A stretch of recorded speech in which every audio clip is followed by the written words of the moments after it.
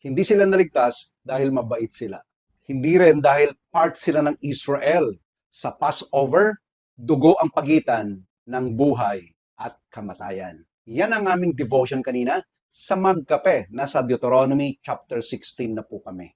Pinaalala doon tungkol sa Passover, kung paano iniligtas ng Diyos ang Israel mula sa Egypt. Pero pansinin mo ito, noong dumaan ang judgment ng Panginoon, hindi niya tinignan kung gaano ka-religious yung tao doon sa loob ng bahay, or gaano sila kabait, or kung sino sila. Ang hinanap ng Panginoon, ang dugo ng kordero sa pintuan. Kapag may dugo, ligtas sila. Kapag wala, may judgment. Yan ang panahon ng law during Israel. Pero sa panahon na natin ngayon, we are not under the law.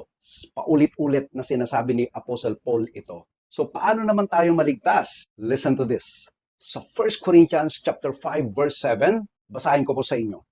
Christ, our Passover lamb, has been sacrificed. Ang keyword doon ay Passover lamb. Ang Greek, pasya. Ang literal meaning nito ay referring to the sacrificial lamb connected to deliverance and salvation. Kumbaga, pagliligtas at kaligtasan. In other words, ang dugo ng Passover noon ay larawan ng dugo ni Jesus Christ ngayon.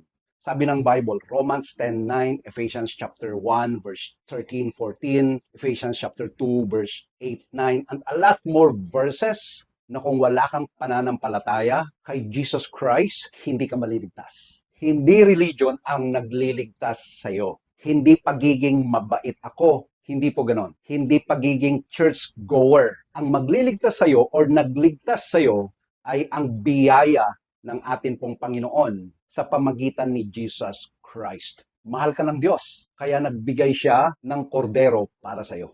Hindi para hatulan ka, kundi para iligtas ka. Kay Jesus Christ lang ang tunay na kaligtasan. Kung gusto mong malaman, paano ba talaga ito, yung mas malalim? Meron po akong link diyan sa description. I-copy mo yon at i-link sa mga kapatid mo or kaibigan mo na nagtatanong din. Again, ako si Pastor Wes, na laging nagsasabing, be an inspiration at solution po. Ingat po kayo. God bless everyone. Bye.